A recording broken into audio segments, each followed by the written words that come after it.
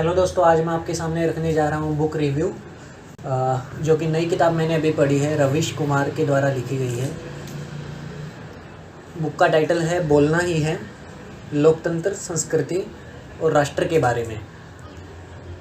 रवीश कुमार के बारे में बताने की मैं ज़रूरत नहीं समझता हूँ, क्योंकि हर कोई उनको जानता है। 2019 में उनको मैग्सेसे अवार्ड मिला था अपने जर्नलिज़्म के लिए, एक ट्रू जर्नलिज़म के लिए। किताब के बारे में जो मैंने पढ़ा है और जो मैंने समझा है वो मैं आपके सामने रखने जा रहा हूँ। किताब की शुरुआत इसकी भूमिका के साथ होती है, जिसमें जिक्र किया गया है मॉब लिंचिंग के बारे में। उनको मैसेज आते हैं व्हाट्सएप पे रवीश कुमार को कि आज तेरी मॉब लिंचिंग हो जाएगी, आज तुझे लिंच कर दिया जाएगा। झारखंड में 17 जून को तबरेज अंसारी नाम के युवक को खंबे से बांध कर रात के 1 बजे से लेकर सुबह 6 बजे तक लोग मारते रहते हैं, और उसके बाद पुलिस आती है, वो भी बहुत देरी से। तबरेज को अस्पताल में ले जाया जाता है, डॉक्टर उसका ब्लड प्रेशर तक रिकॉर्ड नहीं करते और वो मर जाता है, जो कि एक आम बात हो गई है देश में अभी। पहले ये वर्ड सुनने में नहीं आता था, मैंने कभी नहीं सुना था। पिछले 4 साल में मैं कहूँगा कि मैं इस वर्ड के साथ बहुत ही ज़्यादा फैमिलियर हो गया हूँ। कई जगह से सुनने को मिलता है कि यहाँ पे लोगों ने भीड़ ने इकट्ठा होके किसी को मार दिया और उसके ऊपर कुछ कार्रवाई नहीं हो पाती है। भूमिका पढ़ते हुए ये बात क्लियर हो जाती है कि ये हमारी सरकार किसी एक धर्म के ख़िलाफ़ कोई काम नहीं कर रही है, वो एक्चुअली हर उस इंसान के ख़िलाफ़ काम कर रही है जो सरकार से सवाल करता है या उसके द्वारा किए गई हत्याओं को रोकने की कोशिश करता है। सबसे बड़ा एग्जाम्पल यहाँ पे आ जाता है इंस्पेक्टर सुबोध कुमार का। भीड़ उसे भी इकट्ठा होकर मार देती है, रिज़ल्ट निकलता है कुछ भी नहीं, कि किसने हत्या की किसी को आइडिया नहीं पड़ता है। उसके बाद जस्टिस लोया की हत्या कर दी जाती है, गौरी लंकेश की हत्या कर दी जाती है। तो ये किसी धर्म के ख़िलाफ़ नहीं है, ये हर उस इंसान के ख़िलाफ़ है जो सरकार से सवाल करता है। समझ लो कि वो देश से सवाल कर रहा है। भूमिका के बाद हम देखेंगे इसमें जो पहला चैप्टर आता है वो है बोलना, जिसके अंदर रवीश कुमार बताते हैं कि आपको हर चीज़ के बारे में बोलना है। अगर आप इस देश को लोकतंत्र समझते हैं और आप अपने आप को आज़ाद समझते हैं तो आप बोल सकते हैं, बिना डरे बोल सकते हैं। वो चाहे सरकार के ख़िलाफ़ हो। सरकार के ख़िलाफ़ बोलना देश के ख़िलाफ़ बोलना नहीं होता है। इस किताब में कई बार इस बात का जिक्र हुआ है कि अगर आप सरकार के ख़िलाफ़ है तो इसका मतलब ये कतई नहीं है कि आप देश के ख़िलाफ़ है। इसके पहले चैप्टर बोलना में रवीश कुमार ने अपने एक्सपीरियंस को बताया कि जब वो जस्टिस लोया के बारे में लिख रहे थे, उनकी स्टोरी को रिप्रेजेंट कर रहे थे, जब कोई भी मीडिया हाउस इस चीज़ को कवर नहीं कर रहा था, जी न्यूज़, आज तक या फिर किसी भी चैनल का आप नाम लीजिए, बड़े चैनल का, एनडीटीवी को छोड़ के कोई भी इस चीज़ को कवर नहीं करता। इवन एनडीटीवी खुद नहीं कर रहा था, सिर्फ एक रवीश का शो आता था जिसके अंदर इसके ऊपर बात होती थी। तो उन्होंने बताया है कि जब वो इसके ऊपर बोल रहे थे तो उन्हें किस किस प्रॉब्लम फेस करनी पड़ी। अपनी हालत को बताते हुए वो लिख रहे हैं कि जब भी ऐसी किसी स्टोरी पर कार्यक्रम करता हूँ, उस रात सो नहीं पाता। हर रात को लोगों की निगाह में सही या गलत होते देखना, खुद को ऐसी सूली पर चढ़ा देना है जहाँ ज़िंदगी और मौत का फासला एक नज़र के बदल जाने से तय होता है।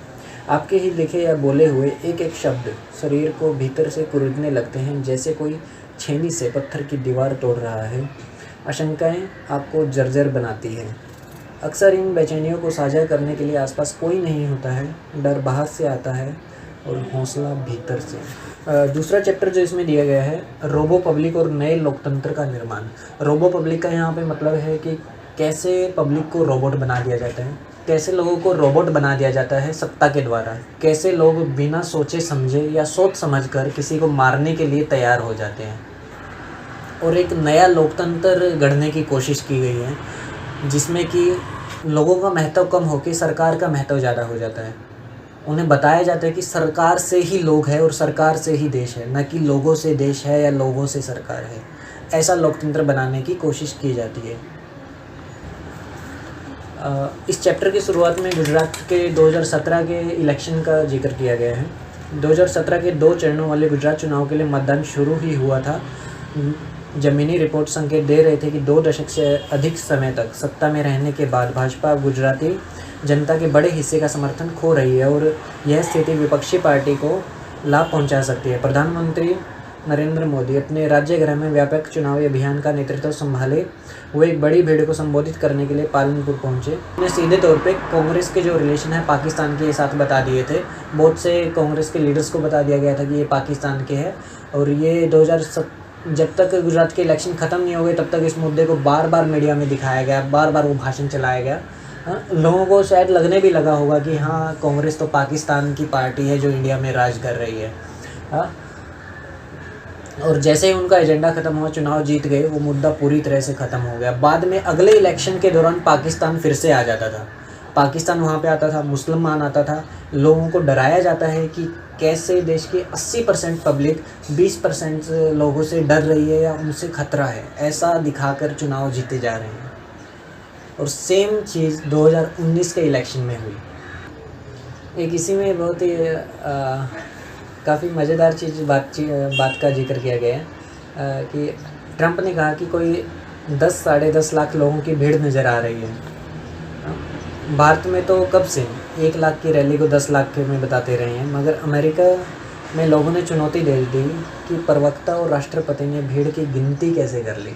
वहाँ के मीडिया में ये बात छपने लगी थी कि आखिर राष्ट्रपति ट्रंप जो बात कह रहे हैं कि उन्होंने 10 लाख की भीड़ देखी है, उन्होंने गिनती कैसे की, उन्होंने किस हिसाब से, क्या पास लेके वो लोग वहाँ पे आए थे जिस भी जगह पे वो कार्यक्रम था। तो इस चीज़ को बार बार वहाँ पे रिपोर्ट किया गया और वहाँ पे साबित हो गया ये चीज़ कि वहाँ का जो प्रेसिडेंट है जवाब देने के लायक नहीं है इस मुद्दे पे। और बाद में उन्होंने चालू किया वहाँ की मीडिया को फेक न्यूज़ कहना, वहाँ के बड़े बड़े मीडिया हाउस को झूठा साबित करने की कोशिश करने लगे वो, लेकिन उसमें वो नाकाम रहे। वहाँ का मीडिया अभी तक झुका नहीं है। मार्च 2017 में वॉशिंगटन में रिपोर्टर्स विदाउट बॉर्डर्स ने दुनिया भर में प्रेस की आज़ादी पर अपनी रिपोर्ट जारी की, जिसमें भारत की स्थिति बहुत ख़राब है। 180 देशों में हमारा स्थान सिर्फ नीचे की तरफ से 136वां है। इस संस्था का मानना है कि फेक न्यूज़ तानाशाहों के लिए वरदान है। डर का रोजगार में रविश ने बताया कि कैसे डायरेक्टली और इनडायरेक्टली सरकार कोशिश करती है पत्रकारों को अपने साथ जोड़ने के लिए, उनसे कोई भी उनकी सिर्फ तारीफ़ करवाने के लिए और कोई सवाल ना करने के लिए उनको कन्विंस करने की कोशिश करती है। जो नहीं होता है उसे भीड़ के द्वारा फिर से पिटवा दिया जाता है। इसके एग्जांपल्स बहुत सारे देखने को मिले हैं। 2017 में कैरावान पत्रिका ने बसित मलिक का जो विवरण छापा है उसे पढ़ना आसान नहीं है। पत्रकार बसित मलिक दिल्ली के सोनिया विहार में रिपोर्टिंग करने गए थे। वहाँ पर एक जगह को लेकर 2 समुदायों में विवाद है। जैसे ही लोगों को पता चला कि वे मुस्लिम हैं, भीड़ ने उन पर हमला कर दिया। और उस भीड़ में ऐसा नहीं है कि कोई मजदूर है, कि गली साफ़ करता हुआ मजदूर है या फिर सामान उठाता हुआ अनपढ़ बंदा कोई बैठा है। ये वकील होते हैं जो अटैक करते हैं। कोई अच्छा खासा रोज़गार या फिर अच्छी जॉब पे करने वाला लड़का होता है, कोई रेसलर होता है, स्पोर्ट्स पर्सन। ऐसे ऐसे लोग सरकार के एजेंडे की चपेट में आ चुके हैं। इस चीज़ से इनकार नहीं किया जा सकता कि सरकार इसमें कामयाब नहीं हुई है। भारत का लोकतंत्र बहुत ज़्यादा मजबूत है, ये है वो, ये सब बोगस बातें हैं। एक्चुअल में सरकार इसमें कामयाब हुई है। इसका बहुत छोटा सा एग्जांपल रविश ने खुद बताया कि आपको अगर सर्वे करना है तो आप देख लीजिए कि ट्रेन में यात्रा करने वाले लोग जो मुस्लिम हैं वे अपने साथ खाना क्या लेके जाते हैं। उन्हें इस बात का डर हो गया है कि कोई चेक कर लेगा, इसलिए अंडा करी भी साथ ले जाने से अब डरते हैं। तो इन्होंने डर का अपना प्रोजेक्ट पूरा कर दिया है। और ये कहना पूरी तरह से गलत है कि सरकार लोगों को इसलिए अपने समर्थन में जोड़ रही है या इसलिए हत्यारा बना रही है कि वो मुसलमानों को ख़त्म करना चाहती है। ये पूरी तरह से गलत है। आपको मुसलमान को मारने के लिए तैयार नहीं किया जा रहा है। एक दिन आपका इस्तेमाल किसी को भी मारने के लिए किया जाएगा, किसी को भी। झारखंड में बच्चा चोरी गैंग की अफवाह फैली तो उसमें उत्तम और गणेश को भी मारा गया, नईम और हलीम के साथ। ग्रेटर नोएडा में गाय को लेकर जा रहे भूप सिंह और जबर सिंह, उनका कहना पड़ा कि मुसलमान नहीं हूँ, मुझे मत मारो। समझिए, यह एक प्रोजेक्ट है कि इस भीड़ में हर आदमी को संभावित हत्यारे में बदल दो। भीड़ को मैनेज करना बड़ा आसान होता है। इस भीड़ का कोई अधिकार नहीं जताता, लेकिन यह भीड़ एक सरकार पर हर जगह अपना हक जताती है। इनकी अपनी एक सरकार है, इसको सपोर्ट करने वाले लोग हैं। 5 सितंबर 2017 को जब से गौरी लंकेश की हत्या की खबर आई है, मैं देख रहा हूँ कि हमारे आसपास कितने हत्यारे हैं। सोशल मीडिया और ट्विटर के टाइमलाइन पर हत्यारों या हत्या की मानसिकता का समर्थन करने वालों का एक हुजूम उमड़ा पड़ा है, जो बिना किसी शर्म संकोच या किसी सीमा और बंदिश के इस हत्या को तरह तरह के सवालों का राइडर लगाकर जायज़ ठहरा रहे हैं। कभी वह इसमें कश्मीरी का सवाल ठेल दे रहे हैं, तो कभी वह केरल का सवाल ठेल दे रहा है। हर सवाल का जवाब उसे इस हत्या की जांच के पहले चाहिए। हमें शायद अपनी एकजुटता के इस सवाल पर बने रहना चाहिए कि सबसे पहले हमें इस सवाल का जवाब चाहिए कि गौरी की हत्या किसने की, इसकी जांच होगी कि नहीं होगी। कर्नाटक के मुख्यमंत्री सिद्धारमैया कुछ करेंगे कि नहीं करेंगे? वह एक नकारे इंसान है। उनसे कलबुर्गी की हत्या के मामले में कुछ नहीं हुआ। वह अगर चाहते तो खुलकर सामने से लड़ सकते थे और इसकी जांच को, कलबुर्गी की हत्या जांच को एक पेशेवराना अंदाज से नतीजे तक पहुंचा सकते थे, नहीं पहुंचा सके। इसका मतलब यह नहीं कि महाराष्ट्र में जिनकी सरकार है उन्होंने नरेंद्र दाभोलकर और गोविंद पनसारे के मामले में बहुत अच्छा काम किया है। वहाँ बीजेपी की सरकार है, कर्नाटक में कांग्रेस की है। दोनों जगह रवैया वही है। तो समझ लीजिए कि हम पार्टियों के हिसाब से चाहे जितना बंट जाएं, सरकारें हमारे ही खिलाफ हैं। आप चाहे महाराष्ट्र के उदाहरण से देख लीजिए या फिर कर्नाटक के उदाहरण से। और यहाँ पे एक ज़बरदस्त फैक्ट देखने को मिलेगा। जब रवीश कुमार ने जांच की तब एक फैक्ट सामने आया कि गौरी लंकेश की हत्या हो जाती है और उसके बाद ट्विटर पर उनको गालियाँ दी जाती है। गाली में आप कुछ भी वर्ड यूज़ कर लीजिए, किसी को नीचा दिखाने के लिए जो गाली आपको सही लगे आप चुन लीजिए। वो गालियाँ ट्विटर पर लिखी जाती है और उसमें से एक बंदे को देश के प्रधानमंत्री नरेंद्र मोदी फॉलो करते हैं। तो इसके लिए रवीश कुमार क्या लिखते हैं, प्रधानमंत्री बताए कि उनके पास ऐसा खाली वक्त कहाँ से और कैसे आया, जबकि देश सेवा करने के चलते उनको सोने तक का समय नहीं होता, जैसा कि उनकी प्रोपेगेंडा टीम बताती है। वो यह बताएं कि उनके पास यह वक्त कब मिल गया कि वह दबीची जैसे लड़कों को फॉलो कर रहे थे जो गौरी लंकेश को उनकी हत्या के बाद कुतिया लिख रहे थे। गौरी लंकेश की हत्या के बाद जब रवीश कुमार उनकी शोक सभा में पहुंचे तो किसी ने उनसे पूछा कि आप यहाँ क्यों आए हैं, तो उन्होंने जवाब दिया कि अपने लिए तो नहीं आया हूँ, इसलिए आया हूँ कि एक गौरी लंकेश को मारकर व्यापक जनता को यह जो संदेश दिया जा रहा है कि आप भी चुप रहिए, आपकी नौकरी चली जाएगी, बच्चों की स्कूल की फ़ीस महंगी हो गई है, आप मत बोलिए वरना आपकी हालत भी इसी तरह की होगी। इस संदेश को नकारा जाए, इसलिए आया हूँ। तो बहुत ज़रूरी है, अगर किसी की हत्या सरकार कर दे रही है, उसको गलत ठहरा के, उसे झूठे आरोपों में फंसा के, तो उसके जानकार या उससे संबंधित, उससे सांत्वना रखने वाले लोग खुलकर कितने सामने आते हैं। जब जस्टिस लोया की हत्या हुई थी तो उनके बच्चे, उनकी वाइफ बोल नहीं पा रहे थे कैमरे के सामने, उन्हें इतना डरा दिया गया था। चौथा चैप्टर आता है जहाँ भीड़ वहीं हिटलर का जर्मनी। इसमें बताया गया है कि कैसे हिटलर पहले देश की तमाम जनता को एकजुट करता है यहूदियों के खिलाफ, और उसमें उन सब लोगों की हत्या होती है जो यहूदियों को मारने के लिए तैयार नहीं होते हैं। उसमें दूसरे धर्म के, दूसरे जाति के भी बुज़ुर्गों की, बच्चों की, महिलाओं की हत्या कर दी जाती है जो उसके काम नहीं आते हैं, हाँ, या फिर जो सवाल करने की कोशिश करते हैं। मीडिया में कई जगह पे हत्याएं करते रहे, वो रेगुलर हत्या हो रही थी। तो जो जिंदा रहना चाहता था, सांस लेना चाहता था, वो हिटलर के साथ था।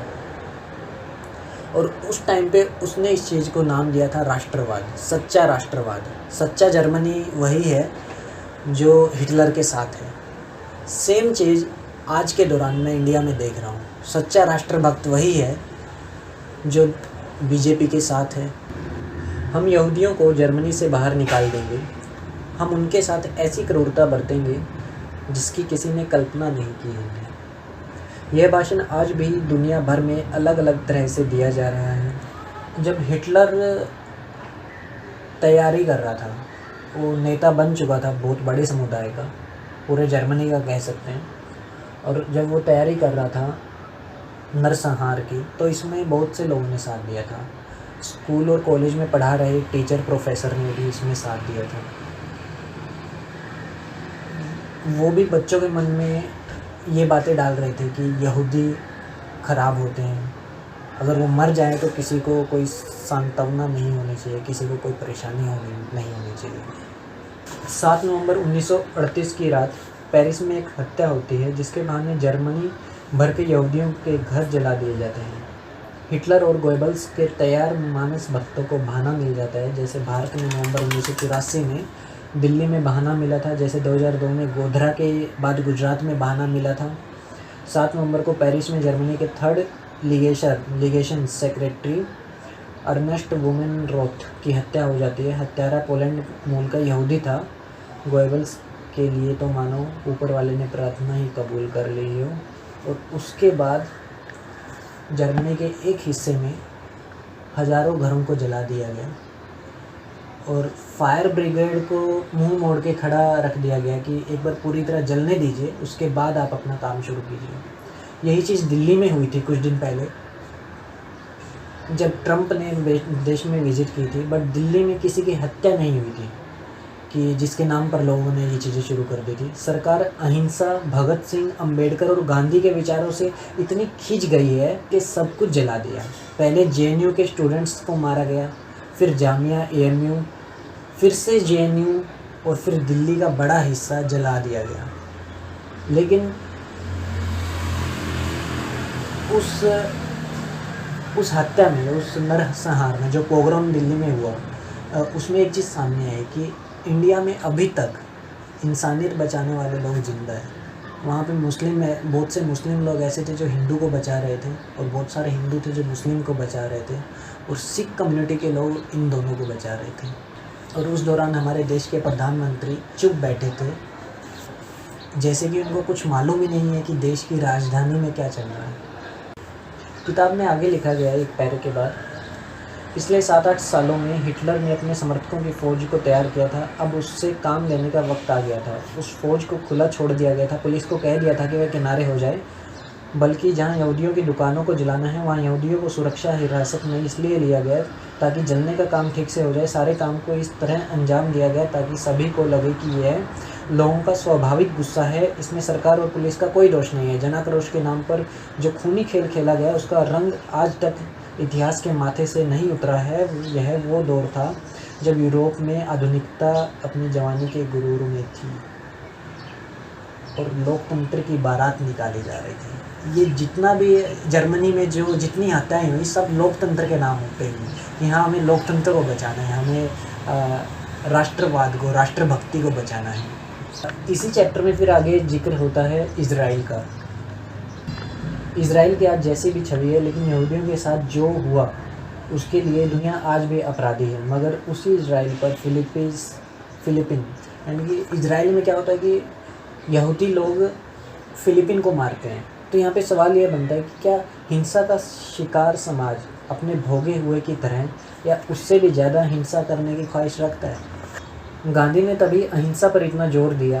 अहिंसा नफरतों के कुचक्कर से मुक्ति का मार्ग है। हम कब तक फंसे रहेंगे? इसलिए कहता हूँ कि भीड़ मत बनिए, संस्थाओं को जवाबदेही निभाने दीजिए, जांच करने दीजिए। जो दोषी है उसकी जांच होगी, सज़ा होगी। हालांकि ये अंतिम रास्ता नहीं है। हिटलर की जर्मनी में पुलिस को भीड़ की ही साथी बन गई थी। भारत में भी भीड़ लोगों की हत्या कर रही है। अभी इन घटनाओं को इक्का दुक्का ही पेश किया जा रहा है। जर्मनी में भी पहले दूसरे चरण में यही हुआ। जब तीसरा चरण आया तब इसका विकराल रूप नज़र आया। तब तक लोग छोटी मोटी घटनाओं के प्रति सामान्य हो गए थे। इंडिया में क्या हुआ कि दिल्ली का एक पूरा हिस्सा जलता है, कुछ दिन तक न्यूज़ रहती है और उसके बाद बात कहीं और चली जाती है। बेहद नॉर्मल सा हो गया, लोगों को इकट्ठा होके लोग मार देते हैं, जला देते हैं किसी को।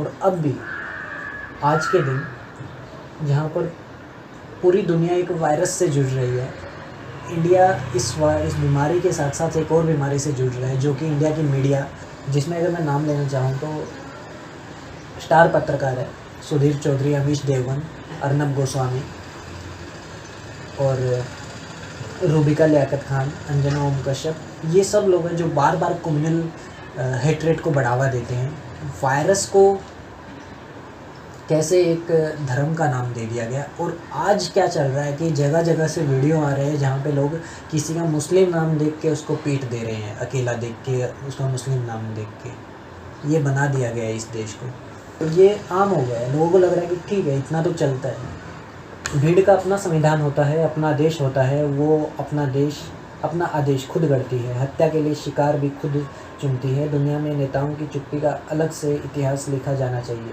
ताकि पता चले कि कैसे उनकी चुप्पी हत्या के आदेश के रूप में काम करती है। उससे अगला चैप्टर आता है जनता होने का अधिकार।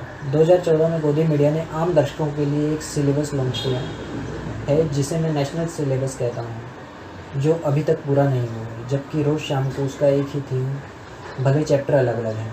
कभी खिचड़ी बिरयानी, कभी ताजमहल मंदिर, कभी नेहरू बनाम पटेल तो बोस बनाम नेहरू, कभी 3 तलाक तो जब तब अकबर, औरंगजेब, शाहजहां, अशोक, टीपू सुल्तान, रानी पद्मावती और मालूम नहीं कब सबसे ऊंची मूर्ति। भांति भांति के महापुरुष वगैरह तो इस लिस्ट में आते ही हैं। जब सिलेबस में कुछ और नहीं रहता तब लोग आ जाते हैं। चुनाव ख़त्म हो जाता है तो नेशनल सिलेबस का कोई दूसरा चैप्टर आ जाता है। इन सब के बीच में लोग क्या है, अपना जनता होने का अधिकार खो देते हैं। भूल जाते हैं कि जनता का काम या फिर नागरिक का काम यही है कि वो सरकार से सवाल करे। कोई संस्था अगर गलत कर रही है तो उससे सवाल करे। और जबकि यहाँ पे लोग क्या करते हैं, सवाल करने वाले को ही दबा देते हैं कि तू क्यों सवाल कर रहा है, तूने तब क्यों नहीं सवाल किया था। 1984 में दंगे हुए थे, तब तूने सवाल क्यों नहीं किया था। और फिर लोग कह देते हैं कि कश्मीरी पंडितों पर जब हमला हुआ था तब तूने क्यों नहीं सवाल किया था, तब कोई क्यों नहीं बोला था। इसके लिए आज जो लोग सवाल कर रहे हैं वो कैसे जवाब दे सकते हैं कि तब किसी ने सवाल क्यों नहीं किया, और उन्होंने कब पढ़ा कि लोगों ने सवाल नहीं किया। तब भी करने वालों ने किया होगा सवाल। एक नई चीज़ चालू हुई है कि व्हाट्सएप यूनिवर्सिटी के अंदर क्या होता है, चीज़ों को ऐसे रखा जाता है कि ये बात किसी महापुरुष की हुई है, और इसलिए सब लोग आसानी से मानने के लिए तैयार हो जाते हैं। अगर आपको कोई बात कहनी है तो उसका कोई वजूद नहीं है तो चाणक्य के नाम से चला दीजिए, कोई समस्या नहीं है। लोग यकीन कर लेंगे कि चाणक्य ने ऐसी बात कही है। उसमें 2-3 शब्द खास तौर से जोड़ दीजिए। एक तो राष्ट्र ज़रूर जोड़ें, हाँ, शौर्य और बल भी जोड़ दें, और फिर उसका निराधार बात को शेयर करना शुरू कर दें, और लोग उसको बांटते चले जाएंगे। चाणक्य ने ये कहा था, उसने ये कहा था, गांधी ने ये कहा था। देश के प्रधानमंत्री तक गांधी के नाम पे झूठ बोलते हुए देखे गए। नए नए मिथ गढ़े जा रहे हैं। सच्चे हिंदू की दुहाई देकर हम सब में एक बदले की भावना भरी जा रही है कि कल की ज्यादती का बदला आज लेना है। जो आज हमारे बीच नहीं है उनका भी बदला लेना है, जो आज हैं लेकिन जिनका उस इतिहास से कोई लेना देना नहीं है, जो जैसा हुआ वैसा होने में जिनका कोई कसूर नहीं है, उनसे भी उसका बदला लेना है। ये बहुत ज़्यादा सिमिलर हो जाता है सच्चा हिंदू के नाम पे लोगों को भड़काना, जैसे कि तालिबान या अलकायदा प्रवोक करता है लोगों को सच्चे इस्लाम के नाम पे। पुलिस वाले दिल्ली में जब हत्याकांड हुआ था, पोग्राम हुआ था, 4-5 पुलिस वाले देखे गए सीसीटीवी कैमरा तोड़ रहे हैं। 3-4 लड़कों को जो मरने की हालत में है डंडा मार के बोल रहे हैं कि जन गण मन गाओ, तभी तुम सच्चे हिंदुस्तानी हो, तभी हम तुमको हॉस्पिटल लेके जाएंगे। ये हालत थी, और उसमें से एक मर भी गया क्योंकि उसको टाइम पे हॉस्पिटल नहीं लेके जाया गया। ये थी दिल्ली की पुलिस, जिसके लिए कभी इज्जत जल्दी से आ नहीं पाएगी।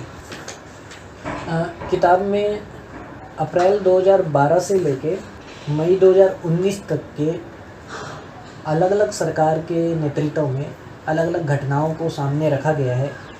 ये आपको इसी चैप्टर में जनता होने का अधिकार में मिल जाएगी। जब उन्होंने कभी सरकार का मजाक उड़ाने की कोशिश की, सरकार से सवाल पूछने की कोशिश की, तो उन्हें उठाकर जेल में डाल दिया गया, किसी को भीड़ से मरवा दिया गया। उसका जिक्र यहाँ पे किया गया है। और इसी चैप्टर को पढ़ते हुए मैं इस बात पे ध्यान दे पाया कि जब मीडिया या सरकार आपको किसान के नाम पे या मिलिट्री के नाम पे भड़का रही होती है कि आर्मी वाले तो हमारे लिए 20 घंटे खड़े हैं, 24 घंटे सरहद पे खड़े हैं, और आप यहाँ पे क्या कर रहे हो, आप नोटबंदी के दौरान चुपचाप लाइन में क्यों नहीं खड़े रहते। तो हमें लगता है कि हाँ भाई, जब कभी अगर आर्मी के लोगों को परेशानी होगी तो ये मीडिया उनका साथ देगी, लेकिन ऐसा नहीं हुआ। कुछ ही वक्त के बाद जब आर्मी के लोग प्रदर्शन कर रहे थे दिल्ली में ही, अपनी एक किसी मांग को लेके, और जब किसान प्रदर्शन के लिए निकले थे तो दोनों को ही डंडे खाने पड़े थे, उनका साथ किसी ने नहीं दिया गया था। हाँ, ना किसी मीडिया हाउस ने रिकॉर्ड करना ज़रूरी समझा था उस चीज़ को। और ये खबर तब भी मैंने एनडीटीवी पर देखी थी। इससे अगला चैप्टर जो आता है बाबाओं के बाज़ार में आप और हम। इस चैप्टर में क्या है, सीधे तौर पे बताया गया कि आप बचपन से ही मैं और शायद आप सब भी देखते आए हैं कि छुट्टी के दिन अगर आपने कभी सुबह के टाइम पे टीवी देखा है, कोई भी न्यूज़ चैनल चला लीजिए या फिर कोई भी दूसरा चैनल आप चलाते हैं, तो वहाँ पे कोई एक बंदा बैठा रहता है अच्छे खासे वेल डेकोरेटेड रूम के अंदर, मालाएं वगैरह पहन के, अंगूठियाँ पहन के, और वो बता रहा होता है कि आपको ये सब करने से, आप अगर किसी को खाना देते हैं, किसी को ये पूजा करते हैं, वो करते हैं, तो इससे आपका दिन अच्छा होगा, ये राशिफल में आपका ये होता है। और जिन न्यूज़ चैनल पे शाम के टाइम टेक्नोलॉजी की बात होती है, उन पे सुबह के टाइम पे ये धंधा चल रहा होता है। उसी पे ये एजेंडा भी चल रहा होता है कि पीरियड्स में महिलाओं को मंदिर में नहीं जाना है। हाँ, और वही न्यूज़ चैनल शाम को दुहाई दे रहा होता है कि पीरियड्स में महिलाओं को मंदिर में क्यों नहीं जाने दिया जाता है। और एक चीज़ का जिक्र जो है इस किताब में कहीं पे भी नहीं किया गया है, बाबाओं का अगर बात आती है तो जो मैं करना चाहूँगा कि आसाराम का इस्तेमाल खूब किया था बीजेपी ने।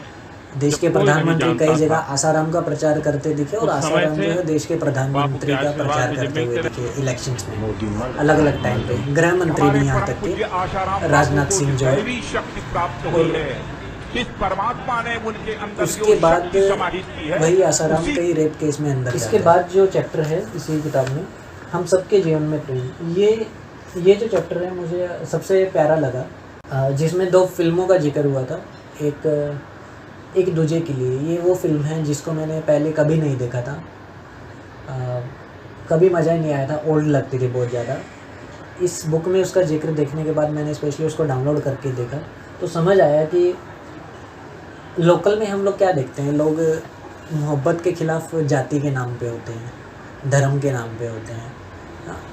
इस फिल्म में जो है दिखाया गया कि कैसे लोग मोहब्बत के ख़िलाफ़ भाषा के नाम पे होते हैं, कि एक हिंदी को तमिल से प्यार हो जाता है और कैसे उनको मिलने नहीं दिया जाता है। बहुत ही ज़बरदस्त कहानी है, अगर आपको वक्त मिले तो ज़रूर देखिएगा, यूट्यूब पर अवेलेबल है। प्यार के नाम पे कैसे ऑनर किलिंग को बढ़ावा दिया गया है जगह जगह, और इसमें कोई कम्युनिटी नहीं है, कोई भी माँ बाप आके मार देते हैं अपने ही बच्चों को, भाई मार देता है अपनी बहन को, उस चीज़ का जिक्र किया गया है। और रविश ने इस चैप्टर में एक बहुत ही खूबसूरत माहौल की इमेजिनेशन की है कि लोगों को सिर्फ इको फ्रेंडली होने से काम नहीं चलेगा, उनको इश्क फ्रेंडली भी होना पड़ेगा, उनको मानना पड़ेगा अगर कोई किसी से मोहब्बत करते हैं तो उस चीज़ को बेझिझक अपना लिया जाए। कोई धर्म की दीवार ना हो, कोई भाषा की दीवार ना हो, या ऊंच नीच की दीवार ना हो किसी भी तरह की।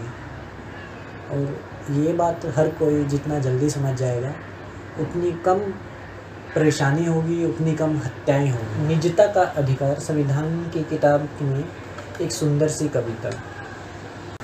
इस चैप्टर में उस पूरे केस को लेके जिक्र किया गया है कि जब सेंट्रल गवर्नमेंट सुप्रीम कोर्ट में ये अपील कर रही थी कि लोगों की प्राइवेसी का जो पूरा हक है सरकार को दे दिया जाए, उनकी कोई प्राइवेसी नाम की चीज़ नहीं होती है, हर चीज़ सरकार के कंट्रोल में होनी चाहिए। और इस चीज़ को सुप्रीम कोर्ट ने ज़बरदस्त तरीके से नकारा था। किन शब्दों के साथ वो मैं एक बार पढ़ना चाहूँगा। जनता के द्वारा चुनी गई भारत की यह सरकार सुप्रीम कोर्ट में किस मंशा से कह रही है कि गरीब के लिए नागरिक और राजनीतिक अधिकार जरूरी नहीं है। सरकार किसी गरीब को सब्सिडी के नाम पर खैरात नहीं देती है, सभी नागरिक या जनता सरकार की जवाबदेही है, इसलिए सब्सिडी दी जाती है। वह भूखी रहे या उसका पेट भरा हो, हर हाल में वह जनता सरकार के खिलाफ राय बना सकती है, उसके खिलाफ गोलबंद हो सकती है, मानवाधिकार के हनन के खिलाफ सड़क पर उतर सकती है। सुप्रीम कोर्ट के 9 जजों की संविधान पीठ ने इस बात को इतनी स्पष्टता से कहा कि उसे न सुनने की जिद करने वाले को भी सुनाई दे जाए। संविधान पीठ ने प्रोफेसर अमर्त्य सेन के एक शोध का सहारा लेते हुए कहा कि सरकार जब निरंकुश होती है तब अकाल या भूखमरी की स्थिति में भी लापरवाह हो जाती है। ब्रिटिश काल में बंगाल में जब अकाल पड़ा था तब उस घटना की रिपोर्टिंग नहीं हुई, सरकार पर जवाबदेही का भार भी नहीं पड़ा, जिसके कारण लाखों लोग मर गए। कि उनसे पूछा ही नहीं गया, सर किसी की रिपोर्टिंग ही नहीं है, कोई डाटा ही सामने नहीं आया, तो सरकार जवाबदेह किसके लिए बनेगी? जब तक मीडिया अपना काम ठीक से नहीं करेगी, लोग ग्राउंड रिपोर्ट नहीं करेगी, डाटा सामने नहीं रखेगी, हाँ, तो सरकार जवाबदेह किस लिए है? किसी के लिए नहीं है।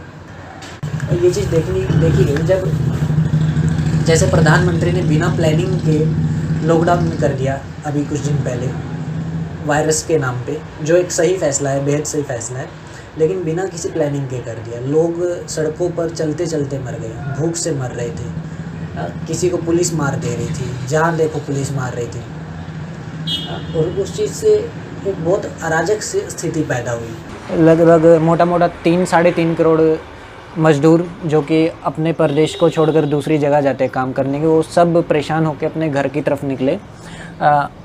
हज़ारों किलोमीटर वो लोग पैदल चले, सड़कों पे चलते चलते गोदी में बच्चे की मौत हो जाती है। इसकी जिम्मेदारी कौन लेगा? सरकार और मीडिया इस चीज़ को कवर नहीं करती है। कुछ दिन पहले ही जहाँ पे लोगों को खाना नहीं मिल रहा था, लोग भूख से बेहाल थे, भीड़ में इकट्ठे घूम रहे थे, परेशान थे, सड़कों पे चलते जा रहे हैं, पैसा नहीं है उनके पास। ट्रांसपोर्टेशन यूपी की गवर्नमेंट ने ट्रांसपोर्टेशन का प्रॉमिस करके खबर फैला के बाद में बसें नहीं भेजी, उसकी वजह से ज़्यादा वहाँ पे रश क्रिएट हो जाता है, ज़्यादा भीड़ इकट्ठी हो जाती है, और उस चीज़ को मीडिया कवर नहीं करती है। आज तक के ऊपर, जो कि सबसे बड़े चैनल में से एक है इंडिया का, वो लोग बैठ के अंताक्षरी खेल रहे हैं। सेम सिचुएशन ये वही है जो ब्रिटिश के दौरान थी, या फिर जो जर्मनी में हिटलर के दौरान थी। इसी चैप्टर में जिक्र किया गया है, जो कि सुप्रीम कोर्ट के द्वारा बात कही गई है, वो ये है कि संविधान के अनुच्छेद 19 के तहत आपको बोलने, कहीं भी शांतिपूर्ण तरीके से जमा होने, आने जाने और बसने की आज़ादी है। अनुच्छेद 21 के तहत प्राण और दैहिक स्वतंत्रता का संरक्षण नागरिक को हासिल है। एक तय प्रक्रिया के तहत ही किसी व्यक्ति की जान ली जा सकती है, अन्यथा नहीं। संविधान पीठ ने कहा कि ठीक है कि इनमें निजता का अधिकार नहीं लिखा है, मगर यह कहना सही नहीं है कि इसमें निजता का अधिकार शामिल नहीं है। प्राइवेसी किसी व्यक्ति की निजता का संवैधानिक मूल है। इसके बगैर कोई व्यक्ति गरिमा के साथ नहीं रह सकता। किसी व्यक्ति की सम्मान, समानता और स्वतंत्रता की चाह, ये सब भारतीय संविधान के आधारभूत स्तंभ है। जीवन और स्वतंत्रता संविधान की देन नहीं है। जीवन और स्वतंत्रता जो है संविधान की देन नहीं है, बल्कि उसके पहले से है। संविधान सिर्फ उनकी रक्षा भर करता है। खाने पीने से लेकर पहनने तक की विविधता को भी सुप्रीम कोर्ट ने निजता के अधिकार के तहत रेखांकित किया है। यह ध्यान रखना चाहिए कि कोई भी अधिकार निर्बाध नहीं है, वाजिब अंकुश होता है, लेकिन सामान्य तौर पर कोई आपकी ज़िंदगी में दखल नहीं दे सकता, क्योंकि निजता का अधिकार मौलिक अधिकार है। यहीं पे एक कानून विशेषज्ञ का जिक्र हुआ है, फैजान मुस्तफ़ा, जिन्होंने कहा है कि मौलिक अधिकार का मतलब है जनता का सरकार पे अंकुश, न कि सरकार का जनता पे अंकुश। तो ये बात हर किसी को बेहद सरीके से और तरीके से समझ लेनी चाहिए। डरपोक किस्म की नागरिकता गढ़ता मीडिया। यहाँ पे इस चैप्टर में दिखाया गया है कि कैसे मीडिया अपना रोल प्ले करता है नागरिकों को डराने में और एक झूठी नागरिकता की परिभाषा गढ़ने में। इसके लिए वो झूठ फैलाता है, सरकार को फ़ायदा पहुंचाने वाले झूठ। जैसे कि लोग नोटबंदी के दौरान, नोटबंदी होने के बाद बताई गई थी कि कैसे 2000 के नोट में चिप होगी और करप्शन पूरी तरह से बंद हो जाएगा, आतंकवाद नहीं रहेगा, कश्मीर के अंदर जो अटैक होते हैं आर्मी के ऊपर नहीं होंगे। अभी 4 दिन पहले की घटना है, 5 सैनिक शहीद हो गए आतंकवादी हमले में। पुलवामा का अटैक कोई नोटबंदी के पहले नहीं हुआ था, वो बाद में ही हुआ था। तो कोई लेना देना नहीं है नोटबंदी का आतंकवाद के साथ। वो अभी भी उतना ही कायम है, एक्चुअली पुरजोर तरीके से कायम है। देश की सरकार कामयाब नहीं हुई है उसको ज़रा भी कम करने में या रोकने में। तो झूठ फैलाया गया कि नोटबंदी से बहुत ज़्यादा फ़ायदा होगा देश को, जबकि आर्थिक तौर पे, सामाजिक तौर पे और सुरक्षा के तौर पे वो हर तरीके से नुकसान ही देखना पड़ा हमारे देश को और हमारे देश के लोगों को। हालांकि उसमें सरकार का बहुत ज़्यादा फ़ायदा हुआ था, उन्होंने अपने नोट बदल लिए थे 1-2 दिन पहले ही। गुजरात के कह सकते हैं वीडियोस सामने आए, सबने देखे थे वो, जो कि मीडिया में नहीं आए थे। भीड़ ने सुबोध कुमार से लेकर मोहम्मद अखलाक तक को मार दिया। मीडिया और IT सेल के नेशनल सिलेबस का असर हुआ तो है। मैं इस प्रोजेक्ट को कामयाब मानता हूँ। हालांकि यह हमारे लोकतंत्र की हार है, फिर भी राष्ट्रवादी मीडिया पाठ्यक्रम का यह प्रोजेक्ट सफल रहा है। नेशनल सिलेबस का कोर चैप्टर है जनता को हिंदू और मुसलमान में बांटते रहना। हर दूसरा मुद्दा इसी मकसद के साथ आता है, राष्ट्रवाद का सहारा लेकर उसे आगे बढ़ाया जाता है। इस तरह मीडिया के जरिए नागरिकों के विभाजन की प्रक्रिया चलाई गई है। मीडिया हमारी नागरिकता का यह विभाजन बहुत चालाकी से नहीं बल्कि मूर्खता के दम पर कर रहा है। जिसके आप कुतर्क कहते हैं वे ही अब तर्क बन गए हैं। नागरिक सूचना और सवाल से बनते हैं, इन दोनों पर हमला किया गया है। नागरिकता की पुरानी समझ को हटाकर नई समझ कायम की गई है। पुरानी समझ को नए हिंदू बोध से विस्थापित किया है। पहले का नागरिक भी हिंदू था मगर वह सवाल करता था, पत्रकारिता में साहस को पसंद करता था। नए हिंदू बोध से लैस नागरिकता में सवाल करने या साहस करने की अनुमति नहीं है। गीता में भले लिखा है कि क्रोध से विवेक नष्ट हो जाता है, इसके बाद भी गीता का नाम लेते हुए एंकर रोज़ चीखता और चिल्लाता है। एक अच्छा नागरिक वही है जो धर्म को लेकर असुरक्षित महसूस न करे और सरकार से कोई भी सवाल पूछने में असुरक्षित महसूस ना करें।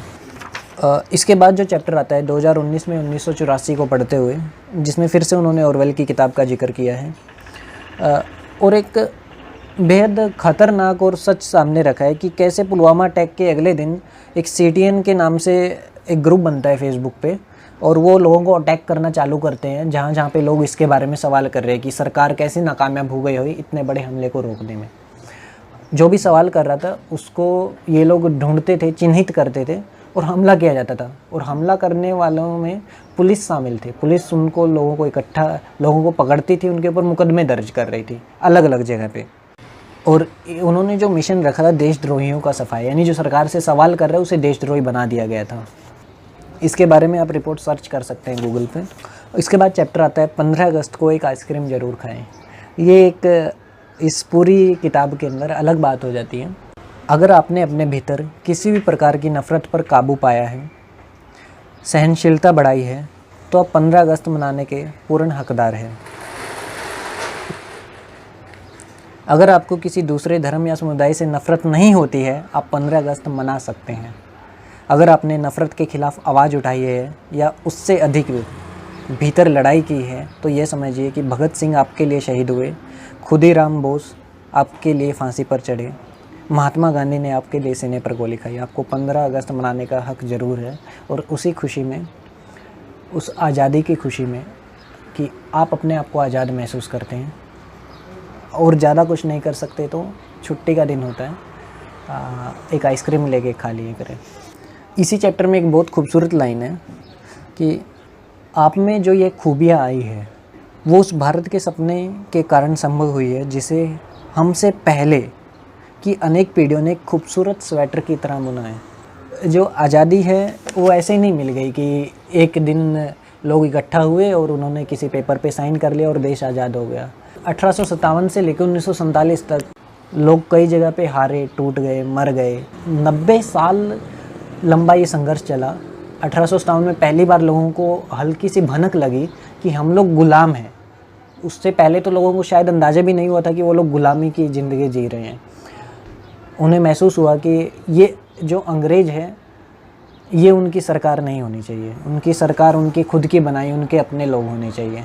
और उसके बाद 90 साल लगे, लंबी लड़ाई उन्होंने लड़ी जिसमें कि बहुत से लोगों ने अपनी जान दी इस आज़ादी के खूबसूरत सपने के लिए। और इतना आसानी से कोई तोड़ नहीं सकता कि कोई एक सरकार में लोगों का भरोसा जीत के आ गया और तोड़ के चला जाएगा। अगर आप में करुणा नहीं है तो आप नहीं समझ सकेंगे हिंदू होने को, बौद्ध होने को या मुसलमान होने को। करुणा के बिना कोई धार्मिक नहीं हो सकता। जिसमें करुणा नहीं होती वह धार्मिक होने के नाम पर वहसी हो जाता है। उसके लिए धर्म वर्चस्व कायम करने का जरिया बन जाता है। दरअसल धर्म अंततः आपको सहनशील होना सिखाता है। और अगर आप सहनशील नहीं हुए हैं तो फिर आप चाहे किसी भी धर्म से हो, आप वहम में है कि आप धार्मिक हैं। आखिरी जो चैप्टर है इसका वो है नागरिक पत्रकारिता और उसकी ताकत, जिसमें कि रवीश कुमार ने सीधे तौर पे बताया कि कैसे जब मेन स्ट्रीम मीडिया का 90% हिस्सा बिक चुका है सरकार को, तो नागरिक पत्रकारिता कैसे उजागर हुई है। लोगों ने यूट्यूब पे अपने अलग अलग चैनल बनाए हैं, वेबसाइट बनाई है और खुद ही रिपोर्टिंग करना चालू कर दिया। मोबाइल एक बड़ा हथियार बन के उभरा है जो कि कहीं भी आपको हिम्मत देता है, कोई अगर कुछ गलत हो रहा है तो उसको रिकॉर्ड करके लोगों के सामने रखने की। हालांकि उसी के ज़रिए बहुत कुछ प्रोपेगेंडा भी चलाया जाता है, फेक न्यूज़ भी फैलती है, लेकिन ये एक ज़रिया भी है। आपको अगर सरकार पूरी तरह से आपके ख़िलाफ़ है, मीडिया बिक चुका है, तो आप कैसे अपनी आवाज़ बन सकते हैं। संघर्ष लंबा है लेकिन आज़ादी ज़रूर मिल जाएगी सही नाम पे जो है। जैसे ही ये किताब ख़त्म होती है तो इसमें कुछ लोगों ने अपनी राय रखी है किताब के बारे में, जो सबसे अच्छी मुझे लगी वो मैं आपके सामने पढ़ना चाहूँगा। एक जो है प्रकाश केरे जो कि द वायर से हैं, उन्होंने लिखा है, जब हम लोग झूठ, अफवाह और डर की इस सर्द रात से गुजरकर एक गुनगुनी सुबह में दाखिल होंगे, तब यह किताब बीते वक्त की याद ईमानदारी से दिलाती रहेगी। इस किताब को पढ़ते हुए कई बार लगता है कि कुमार निराशावादी हो रहे हैं, लेकिन यह किताब आशा से भरी है। यह आशा एकता और करुणा की अलख जगाती है। इसके बाद एक और जो इसके अंदर रिव्यू दिया गया है किताब के बारे में, वो मैं पढ़ना चाहूँगा।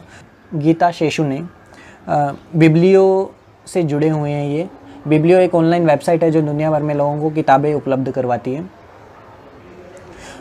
रविश का भारत सुंदर नहीं है। जो भारत हमें यहाँ दिखता है वह एक निर्दयी, भयभीत नागरिकता का देश है। यही वजह है कि एक जुनूनी की तरह रविश एक बेहतर दुनिया तलाश करने की बात करते हैं। एक ऐसी दुनिया, एक ऐसा देश जो नफ़रत और हिंसा से मुक्त हो। बोलना ही है ईमानदारी, उत्साह और उम्मीद से भरी हुई किताब है। यह हमारे भीतर तक एक हलचल पैदा करती है। आशा है कि आगे जाकर यह किताब एक सार्थक बहस का रास्ता खोलेगी। इसमें बात ध्यान देने लायक है कि बहस का रास्ता खोलेगी। आंख बंद करके आप इस किताब पे भी भरोसा मत कीजिए या रविश कुमार पे भी मत कीजिए। हर चीज़ के बारे में बारीकी से खुद से जांच कीजिए। हज़ारों सोर्स है आपके पास सर्च करने के लिए। किताब के बारे में मेरी जो राय है एक पन्ने की, वो मैं आपके सामने ज़रूर रखूँगा। भारत का हर नागरिक किसी न किसी तरह से, किसी न किसी प्रकार से के मीडिया से जुड़ा हुआ है। जब मीडिया में किसी के नफ़रत व सरकार से प्यार दिखाया जाए तो उसका असर होना आम बात है। 2019 में बीजेपी की जीत मीडिया की भी जीत थी और उसी का असर है कि आज महामारी कोरोना के दौर में देश के पीएम के पास कोई ठोस प्लान नहीं है और लोगों को थाली बजाने, दिया जलाने को कहता है। डॉक्टर की सेफ्टी की बात तक नहीं होती और लोग उसे फॉलो भी कर रहे हैं। भारतीय मीडिया आज भी ताकत रखता है सांप्रदायिक दंगे करवाने और कोरोना में भी यह काम बखूबी करने से के लिए। किताब में लिखी हर बात सोच विचार करने के बाद पूरी तरह से सही लगती है और निष्पक्ष व निडर होकर हर पहलू को सामने रखती है। यह किताब हर पुस्तकालय में होनी चाहिए। 8वीं से लेके जो भी स्टूडेंट हिस्ट्री या पॉलिटिकल साइंस पढ़ता है उसे पढ़नी चाहिए। ऐसे लोग हर क्षेत्र में हैं जिन्हें हम भक्त कह सकते हैं। ऐसे लोग हर क्षेत्र में हैं। Air force, police, media, school, retail और घरों में जो वक्त आने पर ट्रोल भी बनते हैं और भीड़ बनकर किसी को मारते भी है और किसी को मारने को सही भी कहते हैं। 2014 में बीजेपी के सत्ता में आने के बाद से देश का बड़ा नुकसान हुआ है हर तरीके से और आगे भी होगा कुछ और साल तक, लेकिन इन सब से उभरने में लंबा वक्त लगेगा। खतरनाक संघर्ष होगा और फिर से देश के लोग आज़ाद महसूस करेंगे। लोकतंत्र मजबूत होगा जहाँ हर कोई अपनी बात बिना किसी डर के कह सकेगा और हर किसी की बात सुनी जाएगी। ये किताब उस लोकतंत्र की मजबूती की तरफ एक अहम कदम है और मेरी ख्वाहिश रहेगी रविश से एक दफ़ा मिलने की। इस किताब का टाइटल जो मैं आपको बता चुका हूँ, बोलना ही है, लोकतंत्र, संस्कृति और राष्ट्र के बारे में। ये किताब जो है राजकमल पेपरबैक के द्वारा छापी गई है। सबसे पहले ये इंग्लिश, मराठी, कन्नड़ में आई थी। उसके बाद हिंदी में भी इसे छापा गया है अक्टूबर 2019 में। किताब का मूल्य जो है 250 रुपये में ये आपको अमेज़ॉन, फ्लिपकार्ट या किसी भी ऑनलाइन साइट पे या किसी किताब की दुकान पे मिल जाएगी। उम्मीद है आपको ये किताब अच्छी लगेगी। वीडियो को पूरा देखकर आपका प्यार देने के लिए बेहद शुक्रिया। वीडियो आपको कैसी लगी, आपकी कुछ राय है इसके बारे में तो आप बेझिझक होकर नीचे कमेंट में लिख सकते हैं। शुक्रिया।